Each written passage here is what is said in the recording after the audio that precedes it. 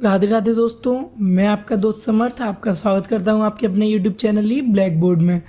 जैसा कि हमने इस चैनल की आखिरी वीडियो में देखा था टेंसेस के इंट्रोडक्शन के बारे में, आज हम पढ़ेंगे प्रेजेंट इंडेफिनिट टेंसेस को। तो आइए सबसे पहले जानते हैं कि इन टेंसेस की पहचान क्या होती है। तो शुरू करते हैं। जिन वाक्यों के अंत में ता है, ती है, ते हैं शब्द आते हैं उन्हें प्रेजेंट इंडेफिनिट टेंस कहते हैं। यानी कि कैसे, कोई भी वाक्य है जिसके अंत में ता है, ती है, ते हैं शब्द आते हैं तो उन्हें प्रेजेंट इंडेफिनिट टेंस कहते हैं। ठीक है, ये क्या है, कोई भी वाक्य सिंपल इंडेफिनिट फॉर्म में तब यूज़ होता है जब एक एक्शन या कार्य वर्तमान समय यानी कि प्रेजेंट टाइम में कोई एक्शन परफॉर्म हो रहा है तथा वह एक्शन यह नहीं बताता कि वह कार्य कब तक समाप्त होगा। यानी कि मैं कोई एक्शन कर तो रहा हूँ लेकिन वह एक्शन यह नहीं बता रहा है कि उस कार्य को मैं कितने टाइम तक करूँगा। आइए ऊपर वाली चीज़ को इस एग्जाम्पल के द्वारा समझते हैं। जैसे सबसे पहले मैंने बताया किसी भी वाक्य के अंत में ता है, ती है, ते हैं आएंगे तो वह प्रेजेंट इंडेफिनिट में होता है। ये देखिए, ये आ गया ता हूँ। उसके बाद में दूसरी चीज़ क्या थी, कोई भी एक्शन परफॉर्म हो रहा है यानी कि मैं खाना खाता हूँ तो यह एक्शन तो परफॉर्म हो रहा है लेकिन यह एक्शन यह नहीं बता रहा है कि यह कब तक परफॉर्म होगा। आइए चलते हैं अपनी नेक्स्ट स्लाइड पर। सिंपल टेंस, कोई भी कार्य या तो वह जनरल ट्रुथ या फैक्ट या किसी व्यक्ति की कोई आदत यानी कि हैबिट है, कोई भी यूनिवर्सल ट्रुथ जैसे कि आइए एग्जाम्पल के द्वारा समझते हैं। जैसे 2 and 2 makes 4 यानी कि 2 और 2 4 होते हैं।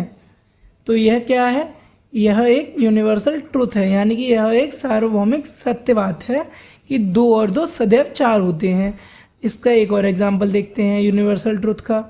पृथ्वी सूर्य के चारों ओर चक्कर लगाती है यानी कि यह बात भी सार्वभौमिक सत्य है कि जी सर, पृथ्वी सूर्य के चारों ओर चक्कर लगाती है। हाँ जी सर, तो इन बातों को कोई झुटला नहीं सकता है। इस वजह से ये दोनों बातें यूनिवर्सल ट्रुथ हैं। तो यह भी हमारी प्रेजेंट इंडेफिनिट फॉर्म में है। इनके भी अंत में ता ती है और इस यहाँ ऊपर ते हैं। ठीक है, आइए आगे चलते हैं। ऊपर दिए गए दोनों उदाहरण एक यूनिवर्सल ट्रुथ यानी कि सार्वभौमिक सत्य अर्थात यह बात सदैव सत्य होती हैं। जी हाँ, और ये किसी की हैबिट है। ये क्या है, किसी व्यक्ति विशेष की हैबिट। जैसे कि मैं मंदिर जाता हूँ, I go to temple, I go to temple यह किसी की हैबिट है। यह लिखी हुई बात वाक्य किसी की आदत पर निर्भर है। जैसे कि किसी की आदत क्या है, तो मंदिर जाना किसी व्यक्ति की आदत है। आइए चलते हैं अपनी नेक्स्ट स्लाइड पर। यह स्लाइड है अफर्मेटिव सेंटेंसेस के बारे में। किसके बारे में, अफर्मेटिव सेंटेंसेस के बारे में। आइए सबसे पहले जानते हैं अफर्मेटिव सेंटेंसेस का वर्ड ऑर्डर। अफर्मेटिव सेंटेंसेस के बारे में अफर्मेटिव सेंटेंसेस के बारे में जानकारी हमने अपनी लास्ट वीडियो में दे रखी है। आइए अब इसके वर्ड ऑर्डर के बारे में जानते हैं। सबसे पहले क्या आता है इसमें, सब्जेक्ट, फिर वर्ब की फर्स्ट फॉर्म, फिर फर्स्ट फॉर्म में एस तथा ई एस। यदि सब्जेक्ट सिंगुलर है तो प्लस ऑब्जेक्ट। अब ये सर सिंगुलर सब्जेक्ट क्या है, सिंगुलर सब्जेक्ट होते हैं ही, शी, इट और किसी भी व्यक्ति विशेष का नाम। इन सबको हम सिंगुलर सब्जेक्ट्स में काउंट करते हैं। क्या क्या, ही, शी, इट और किसी व्यक्ति विशेष का नाम। आइए एग्जाम्पल के द्वारा समझते हैं। जैसे कि राम रीड्स अ बुक, तो राम क्या है, किसी भी व्यक्ति का नाम है, इसलिए ये क्या हो गया हमारा सब्जेक्ट यानी कि राम क्या है, कर्ता। उसके बाद में रीड्स क्या है, वर्ब की फर्स्ट फॉर्म विद एस या ई एस। ऐसे ई एस क्यों लगा है, क्योंकि राम कैसा है, सिंगुलर पर्सन है। राम कैसा है, सिंगुलर पर्सन। और ये अ बुक क्या है, अ बुक है ऑब्जेक्ट। ठीक है, अ बुक क्या है? ऑब्जेक्ट। A book object. ये क्या है?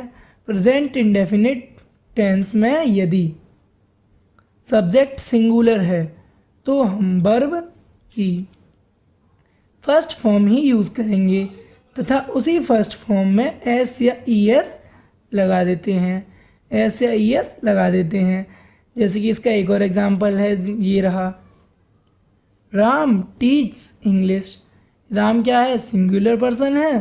टीच क्या है? हमारी वर्ब की फर्स्ट फॉर्म है। इंग्लिश क्या है? ऑब्जेक्ट हो गया। ठीक है, आइए चलते हैं अपनी नेक्स्ट स्लाइड पर। ये किस बारे में है? तो ये दे रखी है हमने आपको प्लूरल सब्जेक्ट के बारे में। यदि सब्जेक्ट प्लूरल है तो हम वर्ब की फर्स्ट फॉर्म को एस या ई एस के बिना ही लिखते हैं। कैसे? आइए एग्जाम्पल के द्वारा समझते हैं। जैसे कि वी माने क्या होता है? हम। तो हम कोई एक सिंगल व्यक्ति तो नहीं होगा, तो उसी प्रकार से वी को हम काउंट करते हैं प्लूरल सब्जेक्ट में। We play cricket every day.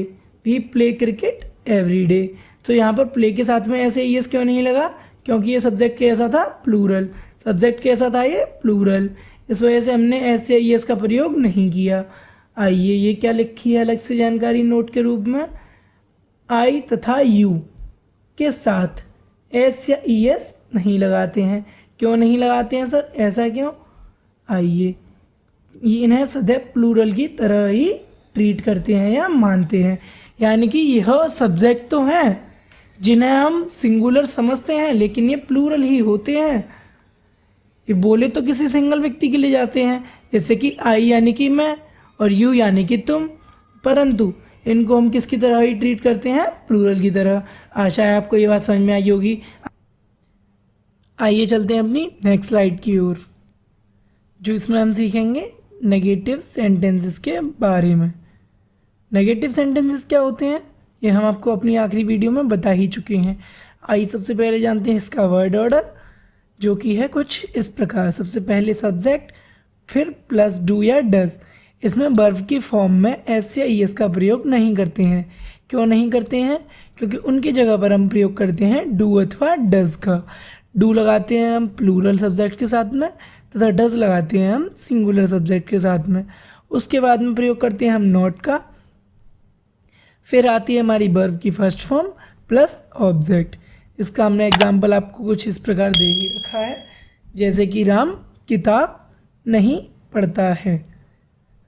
तो Ram does not read a book. ये रहा हमारा वर्ड ऑर्डर। हमने वर्ड ऑर्डर के फॉर्म में इसको रख दिया है। सबसे पहले सब्जेक्ट यानी कि राम, जैसा कि सिंगुलर हमने आपको बता ही दिया था, तो सिंगुलर के साथ में डज। उसके बाद में आ गया हमारा नॉट, फिर आ गया हमारी रीड अ बुक, जो कि है रीड है हमारी वर्ब की फर्स्ट फॉर्म और अ बुक है हमारा ऑब्जेक्ट।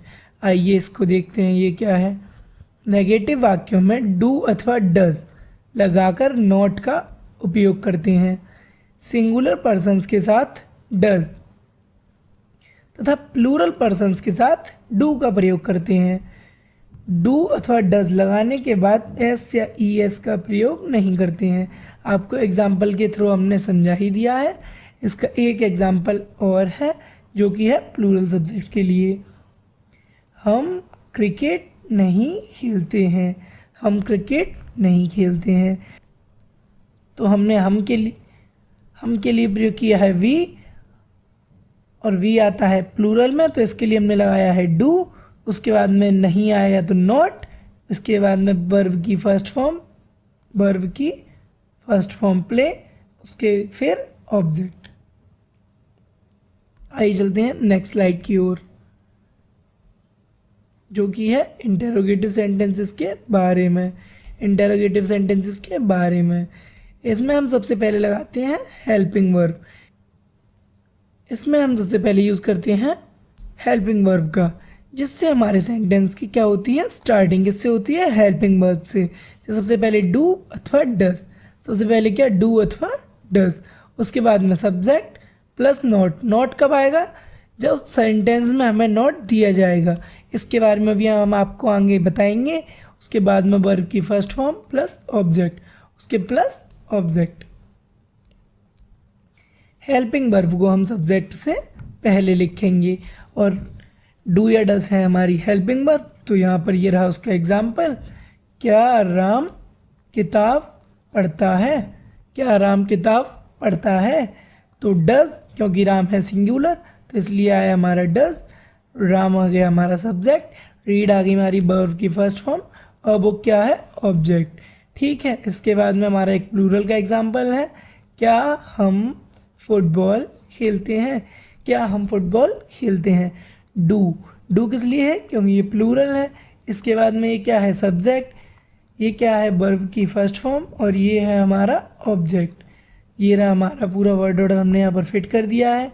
डू क्या है, डू है हमारी हेल्पिंग वर्ब, फिर सब्जेक्ट, फिर वर्ब की फर्स्ट फॉर्म, उसके बाद में ऑब्जेक्ट। ठीक है, और यहाँ पर नॉट कैसे, नॉट का प्रयोग करते हैं, यदि यहाँ पर हम इन दोनों सेंटेंसेस में किसी एक भी सेंटेंसेस को ले लीजिए, मान लीजिए इसको ही ले लीजिए, क्या राम किताब, यहाँ पर आता नहीं पढ़ता है, क्या राम किताब नहीं पढ़ता है। तो इस सेंटेंस को हम कुछ इस प्रकार बनाते, तो does Ram not, does Ram not read a book. ठीक है, आशा है आपको नोट भी समझ में आ गया होगा कि नोट का प्रयोग कब करेंगे। चलिए चलते हैं अपनी नेक्स्ट स्लाइड की ओर, जो कि है इंटेरोगेटिव सेंटेंसेस के टाइप 2 के बारे में, जो हमने आपको अपने टेंसेस के इंट्रोडक्शन की वीडियो में बता ही रखा है। इंटेरोगेटिव सेंटेंसेस के 2 टाइप्स होते हैं, आइए इसके बारे में जानते हैं। तुम स्कूल क्यों जाते हो, तो ये कौन से सेंटेंसेस हमारे क्वेश्चन टाइप, कौन से हैं क्वेश्चन टाइप, जिसमें हम किसका यूज़ करते हैं WH फैमिली का, WH फैमिली का। आइए जानते हैं इसका वर्ड ऑर्डर, जानते हैं इसका वर्ड ऑर्डर।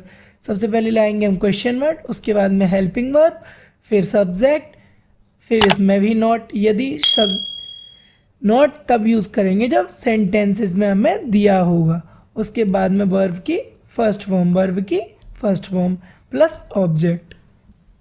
इसका एग्जाम्पल समझ लेते हैं। एग्जाम्पल क्या है, इसका एग्जाम्पल समझ लेते हैं। हम खाना क्यों खाते हैं, हम खाना क्यों खाते हैं, तो why do we eat the food. ये वाई क्या था हमारा क्वेश्चन वर्ड, वाई क्या था हमारा क्वेश्चन वर्ड, क्या था क्वेश्चन वर्ड, यानी कि WH फैमिली से। डू क्यों लगाया, क्योंकि सब्जेक्ट हमारा कैसा था प्लूरल, सब्जेक्ट कैसा था प्लूरल, इस वजह से डू, फिर उसके बाद में वर्ब की फर्स्ट फॉर्म, उसके बाद में द फूड। ठीक है, आइए चलते हैं नेक्स्ट स्लाइड की ओर। नेक्स्ट स्लाइड में हमने आपको थोड़े से इसके और एग्जाम्पल दे रखे हैं प्रेजेंट इंडेफिनिट टेंसेस के, इसके प्रेजेंट इंडेफिनिट टेंसेस के, जो कि हैं अफर्मेटिव, इंटेरोगेटिव और नेगेटिव के लिए। सबसे पहले आई का, जो कि है प्लूरल सब्जेक्ट, जैसे कि आई थिंक, मैं सोचता हूँ।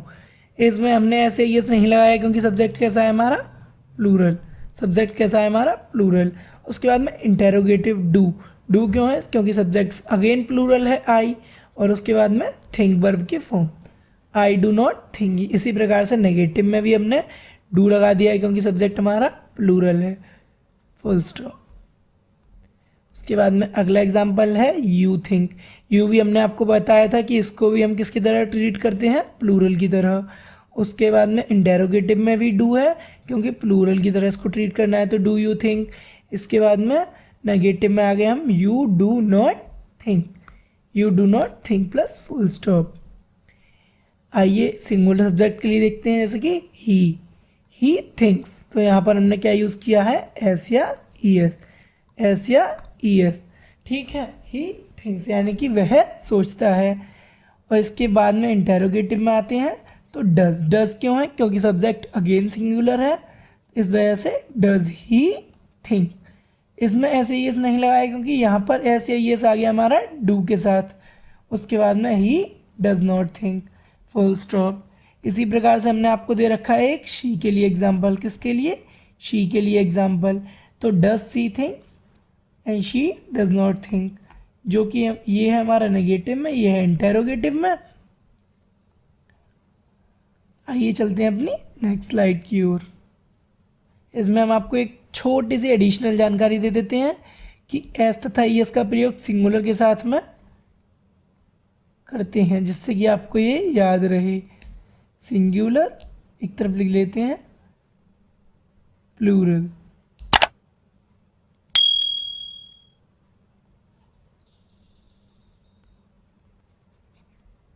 तरफ लिख लेते हैं, प्लूरल। ये क्या है? सिंगुलर। ठीक है, एक तरफ यहाँ पर बीच में लिख देते हैं एस और ई एस। तो यहाँ पर देख सकते हैं आप एस तथा ई एस में क्या कॉमन है? एस। और सिंगुलर में भी क्या है? एस। सिंगुलर में भी क्या है? एस। क्या प्लूरल में आपको कोई एस दिख रहा है? नहीं दिख रहा ना। तो इस वजह से हम इनका प्रयोग करते हैं हम सिंगुलर सब्जेक्ट के साथ। इसका प्रयोग हम किसके लिए करते हैं? सिंगुलर सब्जेक्ट के साथ। प्लूरल के साथ में क्या करते हैं? तो उसमें सिर्फ वर्ब की फर्स्ट फॉर्म का यूज़ करते हैं, वर्ब की फर्स्ट फॉर्म का यूज़ करते हैं। इसी प्रकार से इंटेरोगेटिव और नेगेटिव में डू और डज, डू और डज। तो डू में क्या आपको कोई ऐसे ईएस दिख रहा है? नहीं दिख रहा ना। डू में क्या आपको कोई ऐसे ईएस दिख रहा है?